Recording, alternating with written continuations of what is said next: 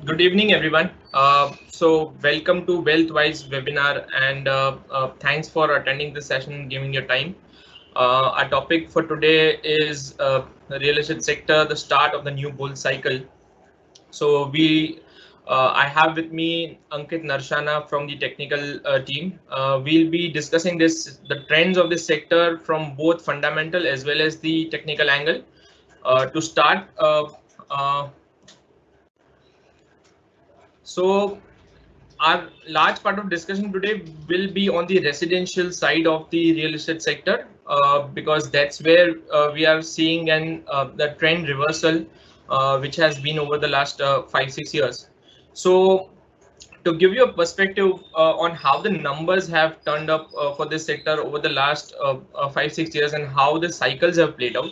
So over the last 5 to 6 years, the end user demand has largely remained stable, with the sales units ranging on around 250,000 on a yearly basis, consistently over the last 5-6 years.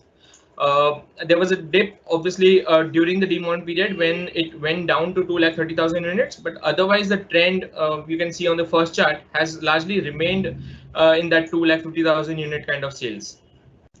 Here we have compiled the data of top 7 cities, which represents at least 70 to 80% of the urban real estate market, and gives us a clear trend on how the real estate demand and supply is over across the India.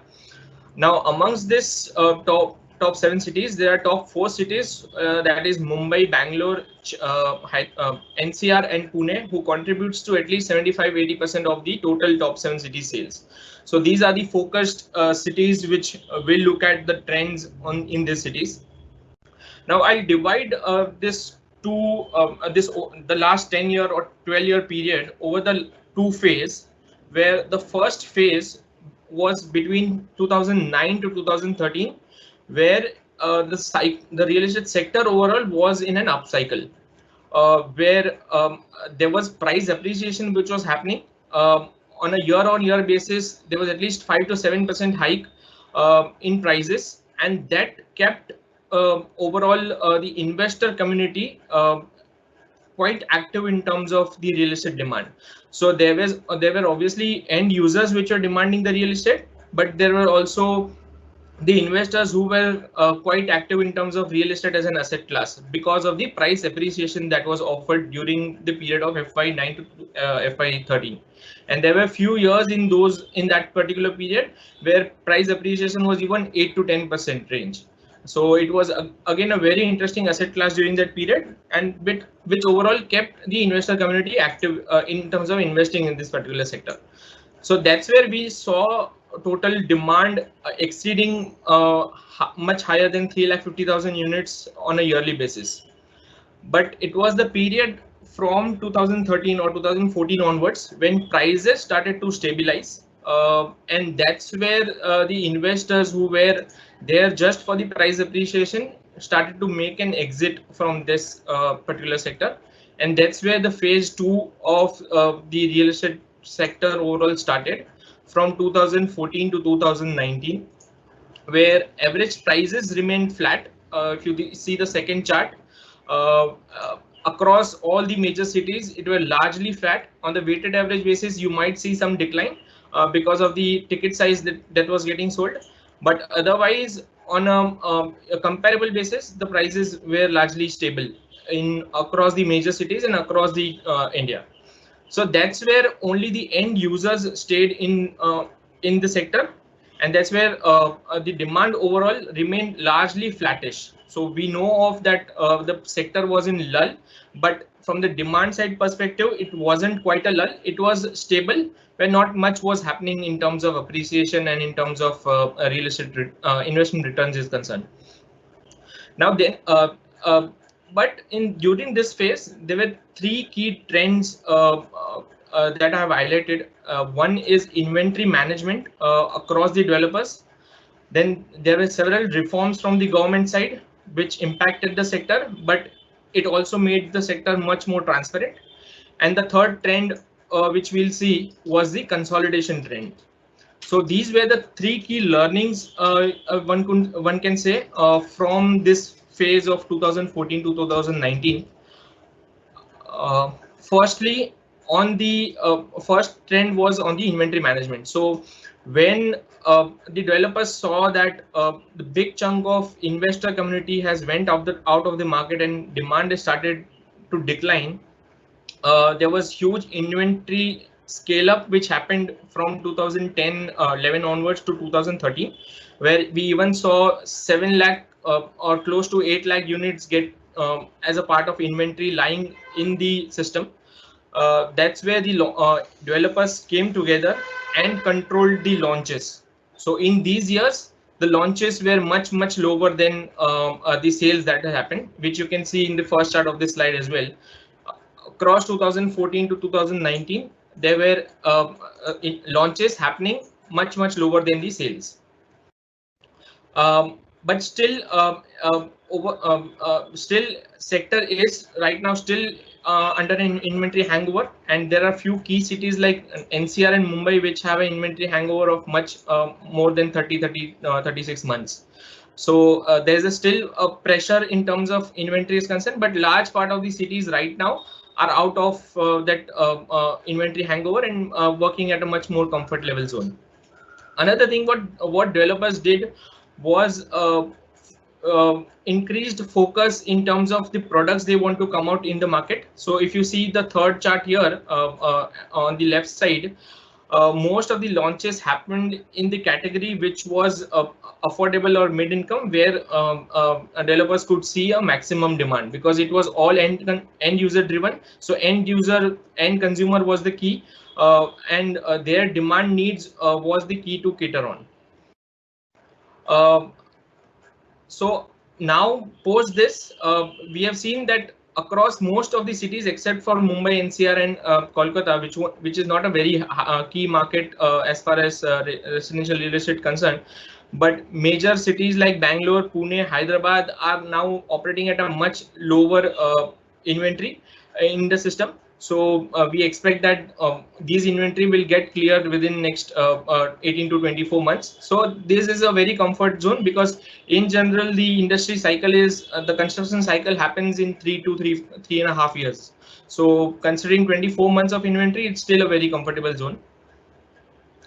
Second key trend which impacted the supply further was three big reforms that government brought in.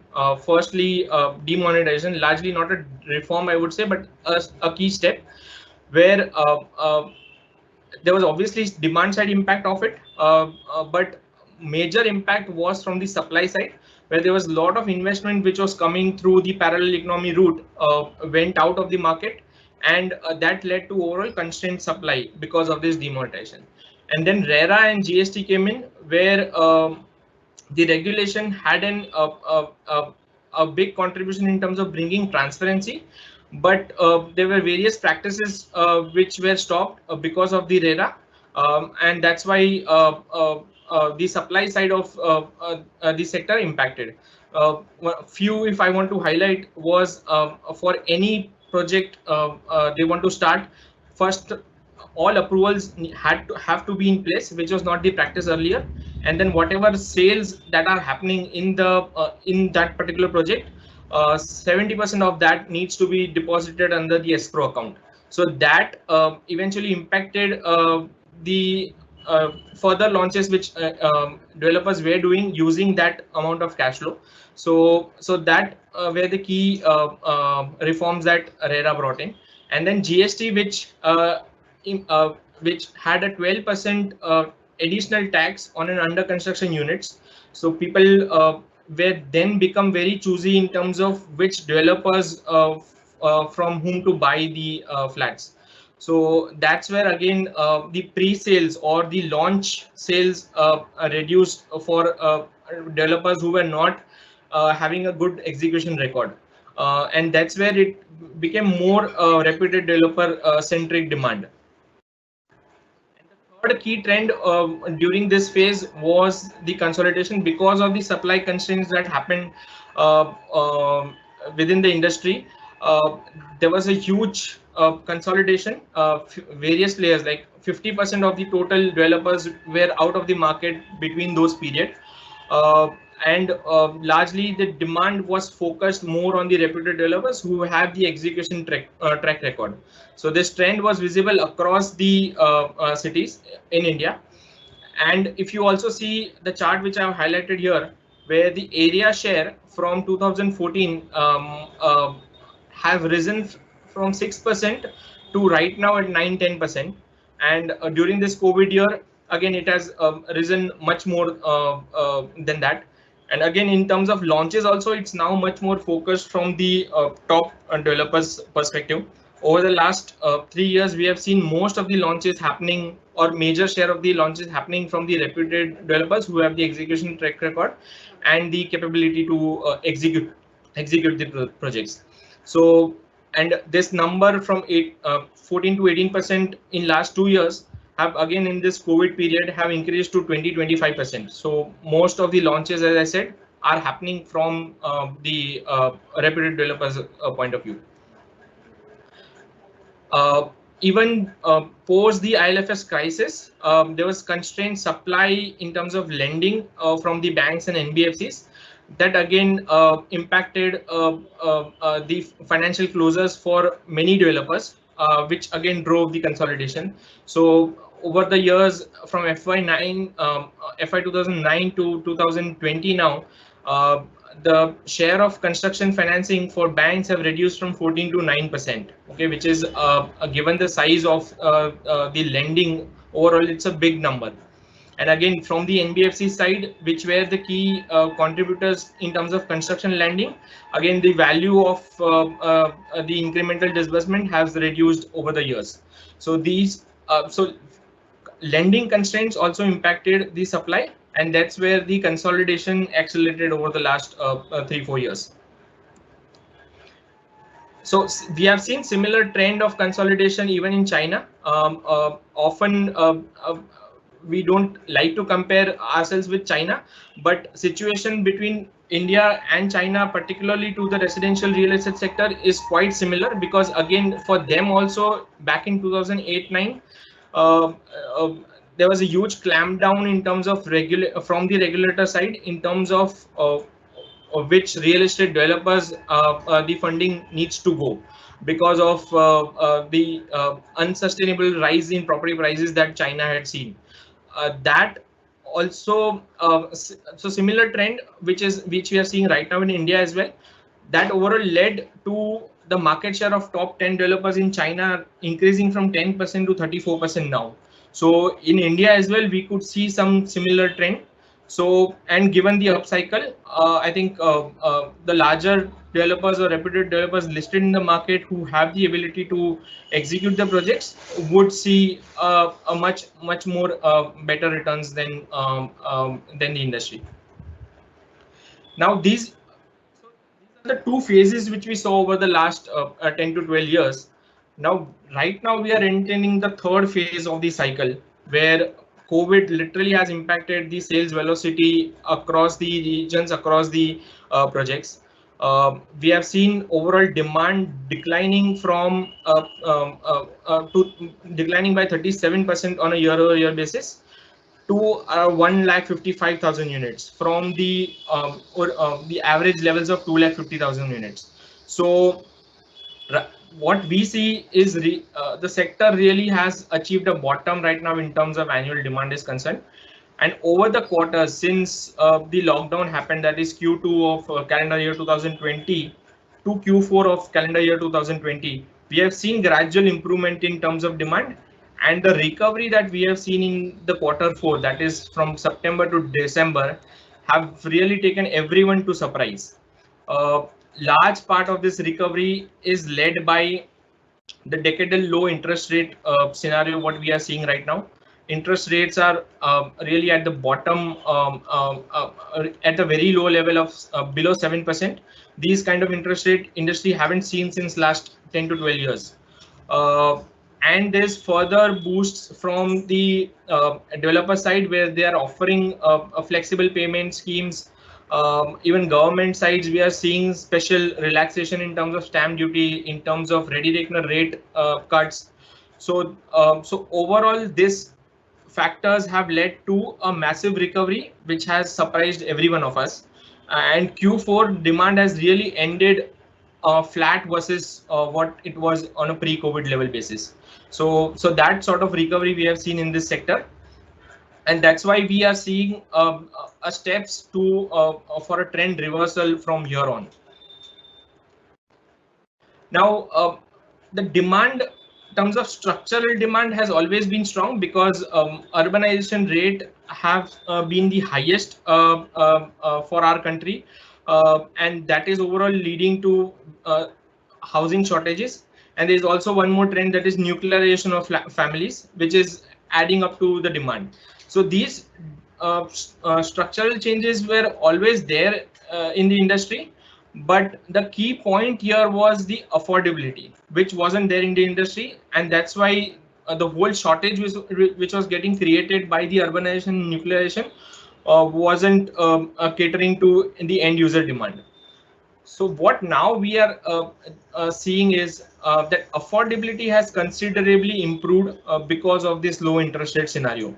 Now, one of the key factors what we as a consumer generally look at when we go out and buy a property is that how much rental yield I'm paying on that property versus how much interest rate how much interest I'm paying for the loan I take from the property.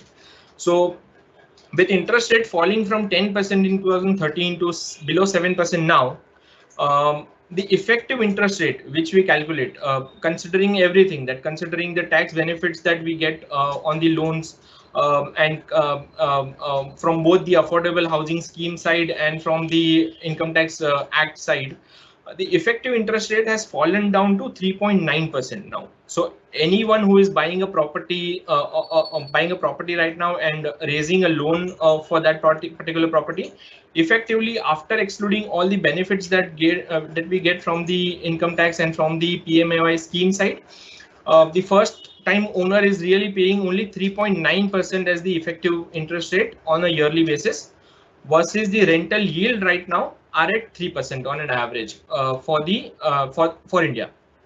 So the gap has reduced considerably from 4% in 2013 to very close to 0.8, 0.9% now. So that has induced a lot of one-time, the first-time homeowners which were sitting on the fence till now for either price to correct or for the affordability to improve, to go and with an increased desire to buy properties. So that has overall led to this sharp recovery that we have seen. And of course, the pandemic has also led or have made everyone realize that no, I mean, there is a definite need of shelter, of a permanent shelter. So that's why we are seeing this whole improved desire to own a home, taking care of the demand recovery till now. And even from the disposable income to EMI ratio perspective, so last 7 years there hasn't been any major price change, versus that income has improved for every one of us on an average by 5 to 10%. So that has led to overall disposable income to EMI ratio down to 0.5. So EMIs are also getting affordable with this reduced interest rate, flat price trend, and improved income perspective. So that is overall leading to higher demand, and that's where we can see that overall real estate residential demand, which was stable since last 5 to 6 years, can really pick up. We'll obviously need to keep a track on how it takes care on a quarterly basis, but the signs are definite that we might see a pickup from here on, because the demand has really reached the bottom, and it might exceed the previous levels as well. Also, one of the key contributors here is that whole ecosystem of the sector. So there are 4 major stakeholders: developers, customers, lenders, and government. These 4 stakeholders have really come together and are working in sync to revive the sector, because government have also realized that this sector is an important part of the GDP, and with the growth they are targeting for over the next 4-5 years, this sector have to revive. So developers are now keeping a close watch on demand and accordingly planning their next set of launches so as to keep a control on the inventory side. They are aligning products more towards the end consumer demand by launching more of affordable or mid-income kind of housing projects. And there's a lot of focus on execution and the cash flows, so which has been the key parameter which often customers look at. So the execution in that front has increased. Customers are now coming out with an increased desire, as I said, to purchase home. So there is an added incentive for developers to come out with favorable products that suits those customers. And they have realized, large customers have realized, that there won't be any major price reduction from here on, because as I said, there were various first time own buyers who were sitting on the fence to wait for some price correction to happen and then enter into a purchase of the house. So that people have realized now that price reduction are not happening, because last 3 years have been really bad for this sector. Still developers have maintained and hold on to their prices. Um, there might be a different divergent trend across few projects or with few developers who are struggling with inventory, but broader correction is not happening. So that's why customers are now more looking towards purchasing home. Even from the lender side, they have opened their kitties to lend again to the construction real estate. Obviously, still they remain very much focused on developers who are good at execution and complete on time. And from the government side, we are seeing various reforms getting introduced for the sector to either build the consumer confidence, which was not there because of the bad execution that happened in between 2012 to 2014. But again, bringing RERA has contributed to improving consumer confidence. There's also special fund which government has introduced for last mile funding of various stall projects. So again, that will be a big beneficiary and in bringing up or reviving the consumer confidence in terms of the sector. And government is also incentivizing first time home buyers with interest rate deduction for the affordable housing, lower taxes. So these kind of doles are also there from the government side, and obviously state government is in some states are also playing a key role, where we in Maharashtra we have seen that they are providing relaxation in terms of stamp duty for a temporary period. So there we are seeing a rush of buying. And even last week, Delhi, we saw that government has reduced their ready reckoner rates by 20% for the period of 6 months. So again, so that those kind of reforms are happening, and that is overall working well for the sector. So these four players are really working in sync in terms of whole ecosystem is concerned to revive this sector. So we are definitely seeing signs of revival in terms of demand. We'll obviously need to keep a close watch on how on a quarter-on-quarter basis this demand recovery happens. For now, it is completely recovered, but there is still a trend which we need to keep a note on. So once that trend is confirmed, then we can see that the up cycle is really happening. So from now to next 3-4 years at least, the sector overall will see an upcycle if there's a definite trend of and if the affordability remains at similar level. So in terms of interest rate, we don't see it reversing the lower interest rate trend for now, because large part of even global economies, what we have seen, they are at least there to keep interest rate low for the next 1.5-2 years. So similar trend we can also expect in India as well. So affordability will remain, and if that remains, I think the demand will keep on reviving and recovering, and then we can see an upcycle. So in this scenario, which companies to look at, or what are the major factors that we should look at when investing in the listed real estate space? So first and foremost, the consolidation will further accelerate despite there is a upcycle opportunity there. But I think lending constraints are still there with the developers. So given that lending constraints, it's not that everyone will start launching projects. So it will remain concentrated as it is like last couple of years. So reputed or listed developers are there to benefit. Now, in terms of also the listed peers, we'll definitely see those companies who are ready with their healthy project pipeline, which will help them uh, report a robust growth in terms of their sales is concerned during this upcycle opportunity. And definitely a few factors will always stay in common, like strong execution track record. Only those developers will gain consumer confidence, and only those developers will actually see demand happening or good demand on growth happening for their properties or their projects. And balance sheet strength, again a very key factor, because that strength contributes in two ways: financing the construction of the existing projects and building upon their pipeline. So balance sheet strength is immensely important to cater to these two needs. And then a very clear visibility on cash flow improvement. So for companies having a robust sales over the last 2-3 years and definite improvement in cash flow because of the collections that will happen from those sales, those will be our preference in terms of this sector is concerned. So as a research house right now, we have a coverage on Kolte Patil, which is a small player based out in Pune, expanding its base in Mumbai and Bangalore. So right now we have coverage on that. So, and we are very positive in terms of how the cash flow management and how in terms of business development is happening for that particular company.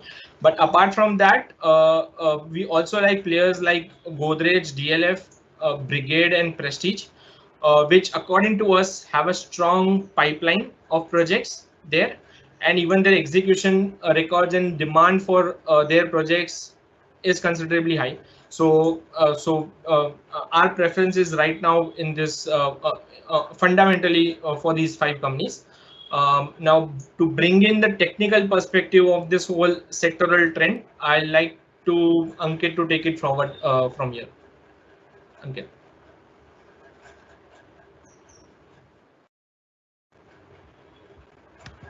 Yeah. Thank you, British. And hello, everyone. So I'm Ankit Narshana from the trading team. So before I touch upon the reality sector, Ankit, I believe your voice is echoing. So I'd request Pritesh to and everyone else to go on mute, please. Yeah, you can. Yeah. Before I begin with the technical perspective on reality sector per se, let me touch upon a few minutes on where are we in this bull market. So there are many questions amongst investors, traders, that are we in the late phase of the bull market? Are we at the beginning of the bull market? The biggest question comes, is there a value still left in this current bull market or not? For this, let me put up this chart in front of you. So this chart is of Nifty 500 market cap weighted index, which is the upper panel of the chart, and the lower panel of the chart is Nifty 500 equal weighted chart. So the both are of the same indices, but the way of computing this index is different. So market cap weighted is a traditional way of looking at the chart, wherein the highest market cap company has been given certain weights, and accordingly this index moves. So in this index, top 6 companies of the index has around 30% of its entire index weight. So it includes your Reliance, ICICI, TCS, Infosys, HDFC, etc. So if this top 6 companies tends to go higher, keeps on moving higher, the Nifty 500 market cap weighted index gets skewed and it also goes higher. So we thought, like, let us now look at the entire gamut of Nifty 500 stocks, and for that we created an equal weighted index. In this index, the lower panel, if you observe, this index has an equal weight to each and every stock, irrespective of its market cap. If we compare both of these charts, Nifty 500 is above its 2018 highs, and in fact it is way above its 2018 highs. Nifty 500 market cap chart, wherein if you observe Nifty 500 equal weighted chart has just given a breakout in mid 2020, and it is going higher. So what we conclude out of this, so there is a lot of value in this index itself. So it is not just that we are at the last phase or the end of the bull market, but looking at Nifty 500 equal weighted chart, we can conclude that yes, there is a lot of value left in the market and we should be heading higher. The next chart in front of you is again the ratio of Nifty midcap to Nifty 50 chart. The beauty of this chart is that the ratio of Nifty, the ratio in front of you has come down to the trend line twice in the past. And both the times there was a similar pattern of rounding bottom pattern. So this rounding bottom pattern in technical terms is a reversal pattern, and it has a lot of weight in terms of long-term or medium-term reversals. Currently, the ratio has come close to the trend line, similar rounding bottom pattern. The red line marked in front of you is the ratio is already above it, suggesting that mid caps have already started its outperformance. So the value stocks like mid caps, your small caps, those sectors which have not yet performed in the previous rallies, the one like Realty, which we are talking right now, has lot of value in it. The second chart is the ratio chart of Nifty small cap to Nifty 50. Again, similar patterns. The ratio has come down to its historical lows, and at this low there is an inverse head and shoulder pattern. It is still under formation. Watch out for this green line which is shown on the chart. Once this ratio goes above this green line, consider Nifty small cap index to outperform Nifty 50.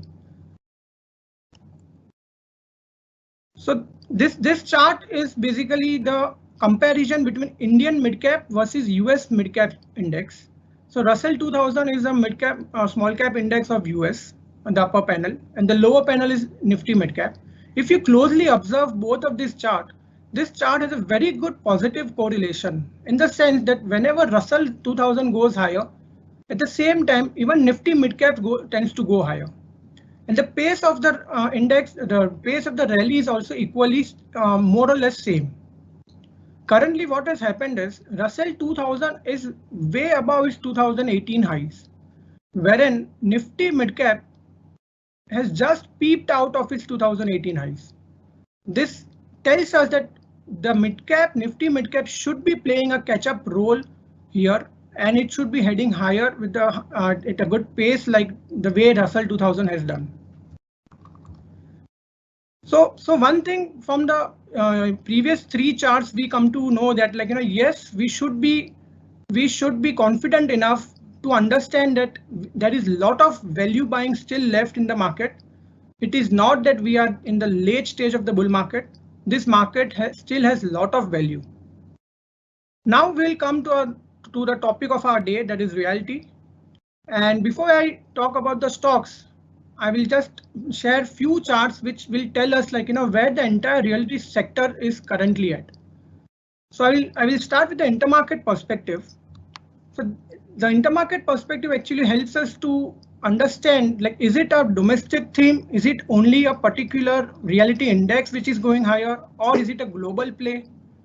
In our sense, this could be a global theme. The first chart in front of you is US Housing Starts Index. Ever since the 2008 crisis, this index was inching up higher, and during the COVID crisis, there were doubts wherein lingering in the market, wherein, like, there could be another round of real estate bubble or another round of crisis in real estate. But if you look now, this chart has become very interesting. It has not only broken January 20's high or 2019's high, but it has also come to the level of 2007. This 2007 was a level wherein, like, this index itself was in a bull market.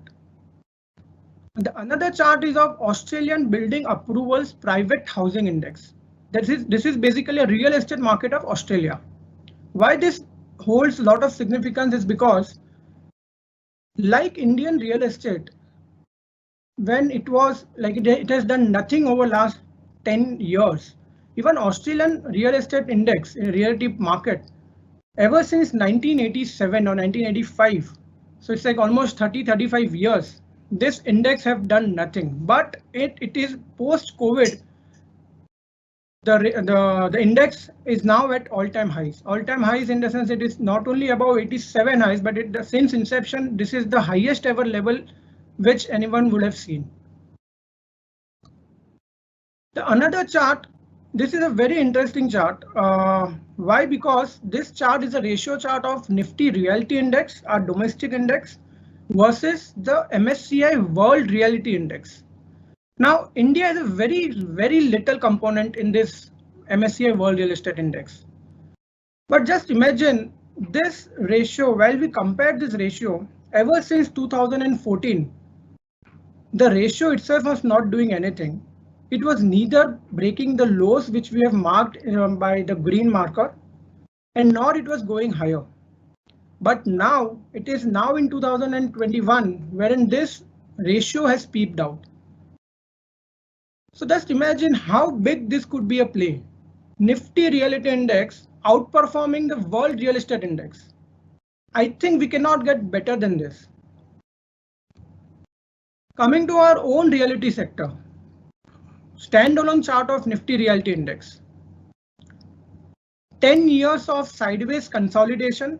Within this consolidation, there is a beautiful pattern, cup and handle.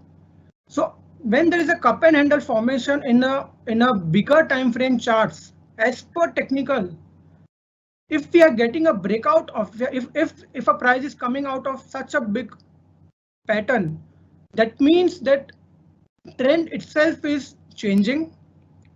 A new bull market or a new bull cycle is emerging, and we should not refrain ourselves buying into this sector.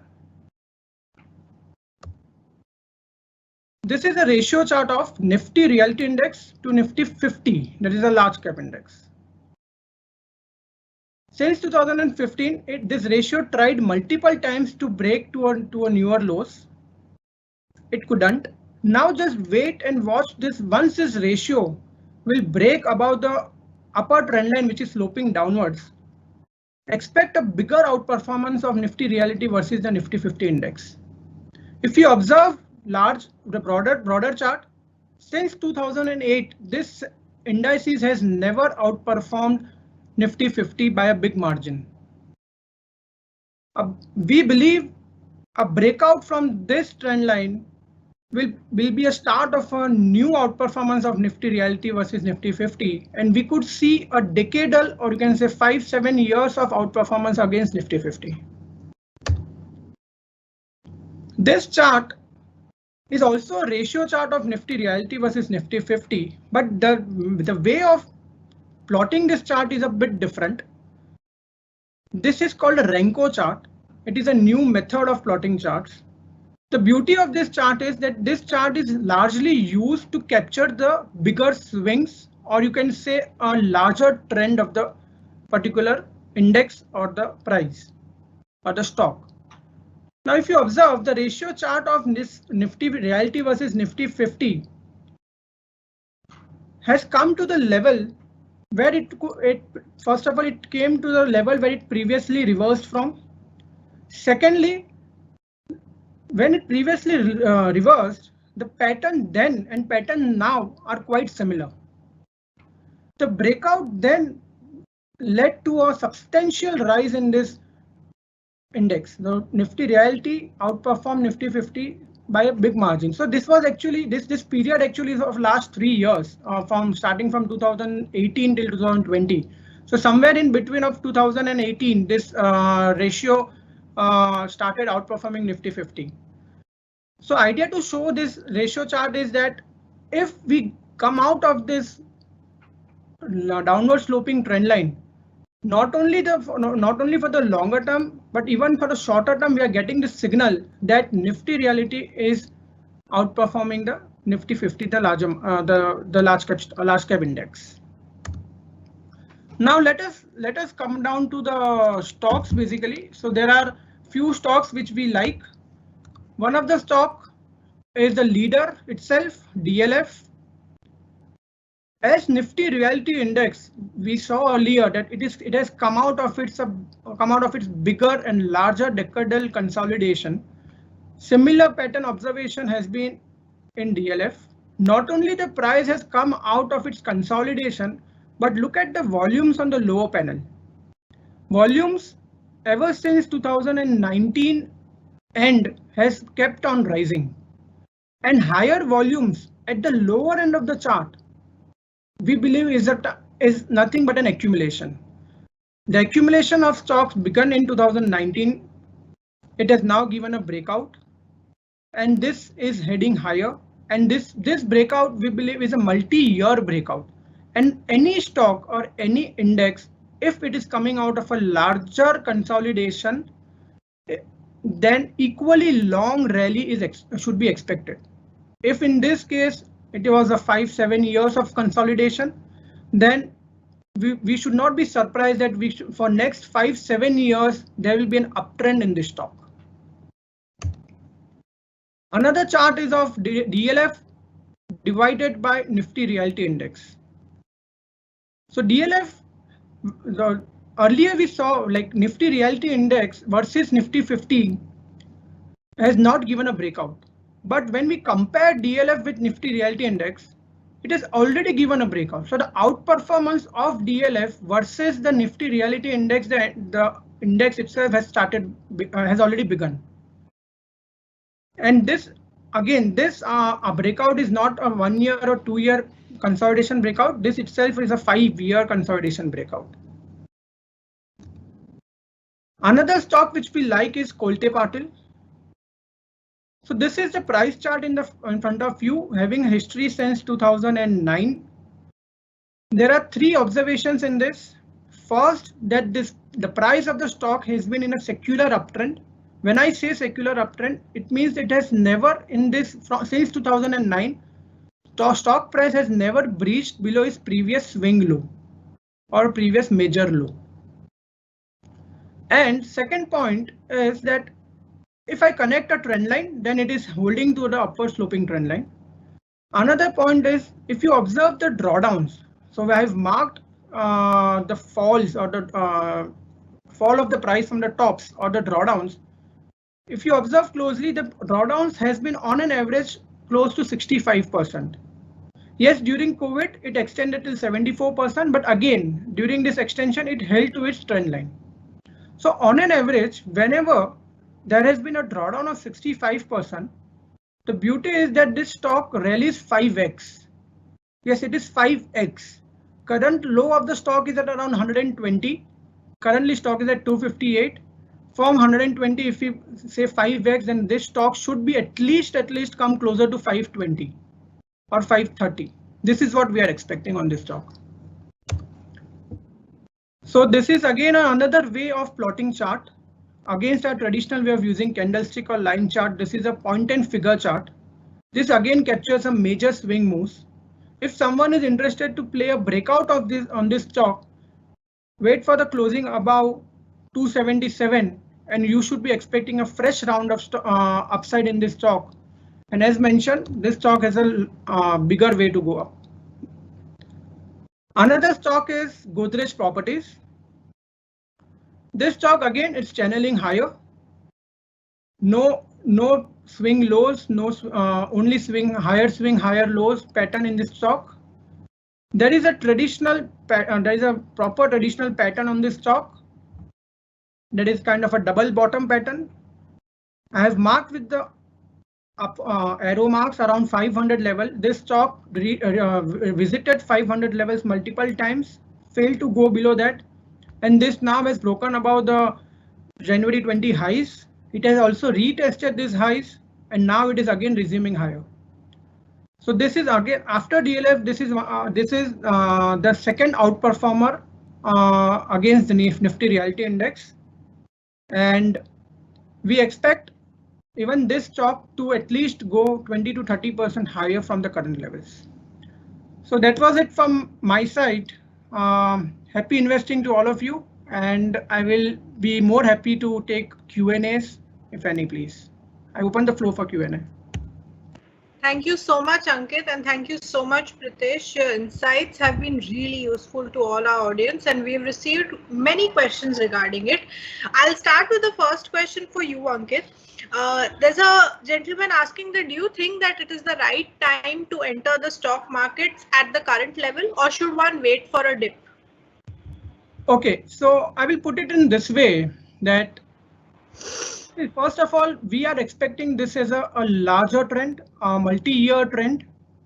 So at current level, I could only sense that we could be at the end of the first leg of the bull market or a first leg of the bull rally. So whether this bull rally will end at current price or it will still go higher 10% from here and then it will end, that is very difficult to answer. So rather to judge whether or not it is the right time to invest here or we should wait for a dip, the strategy should be to start allocating at current levels, and as and when we get an opportunity at the dip or at the higher level, you should keep investing. Okay, thank you very much. So the next question is for Pritesh. A lot of people are asking questions around this, but I'd like to sum it up very simply. What do you think are the key numbers one should look at when one is investing or looking to invest in a real estate company? I think very briefly said, three key numbers. One is how company is doing in terms of sales. So every quarter we see companies reporting their pre-sales number, which is based on the ongoing projects they have. So pre-sales is one. Then what is their upcoming launch pipeline, which will drive the sales growth. And thirdly, the cash flows that they are generating after the sales they have made. So that really defines the quality of sales they do. And these three numbers are really key in terms of investing in any real estate company is concerned. So I don't know whether you'd be able to answer this, but there are questions on home loans, and people are asking that why are home loan rates so low, and what is the expectation on these rates going ahead? Okay, so why home loans are so low is because RBI have done a great work in terms of reducing the lending rates to the banks. So banks are eventually transferring that to us. For how long it can stay at these low levels, I'm not sure. Definitely there are inflation that needs to be considered by the RBI to define what their policies would be. But I think considering the global trend where most of the central banks are planning to stay in this low interest rate scenario at least for next 1.5 to 2 years, I think similar trend can be seen in India as well. And even considering that India government is also growth focused, and even RBI is supplementing their policy to see growth. So I think it might stay at lower levels for a shorter term period now. So the next question is for Ankit. I believe there's some issue with the camera. Just a minute, please.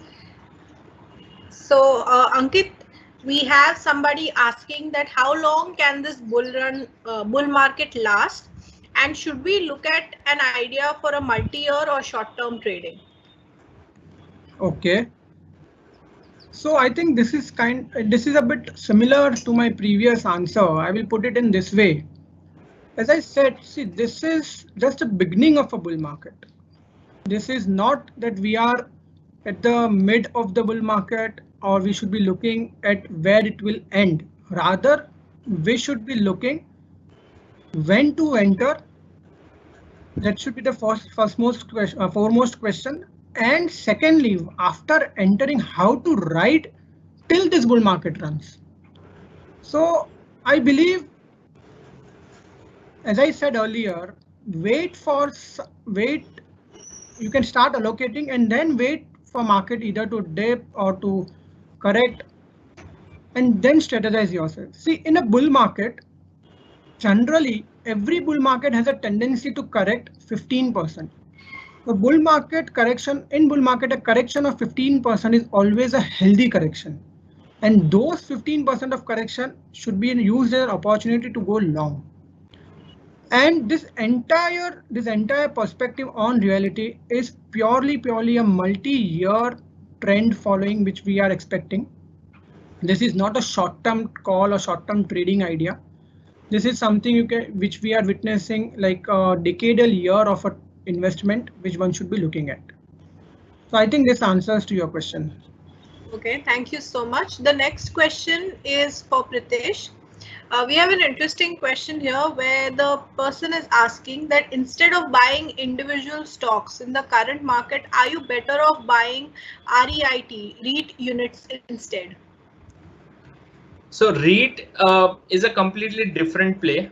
REIT, generally the two listed REITs we have now, right now, are purely a commercial real estate, and whatever trend we have spoken since last 40-45 minutes are purely a residential trend we are seeing, where the sector was in lull over the last 7 to 8 years, and it has seen a breakout both from the technical terms as well as from the fundamental terms. So we would still prefer investing into stocks which are exposed to residential real estate rather than a REIT.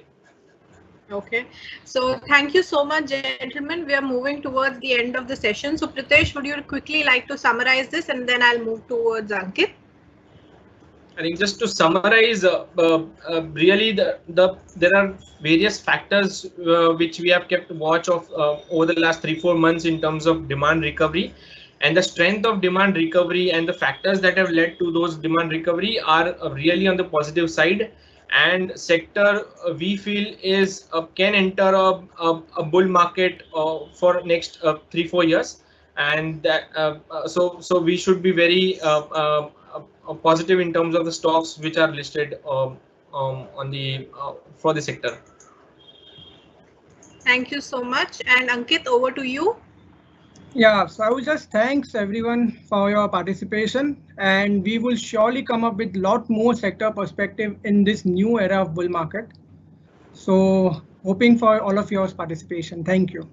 Thank you so much, gentlemen. This session was really insightful. We received a lot of comments and we have received a lot of inputs on it. So thank you for your insights and for your experience. I'm certain the audience has taken away a lot from it. Thank you to our audience. Thank you for signing in. Stay home, stay safe, and we shall catch you the next time. Thank you.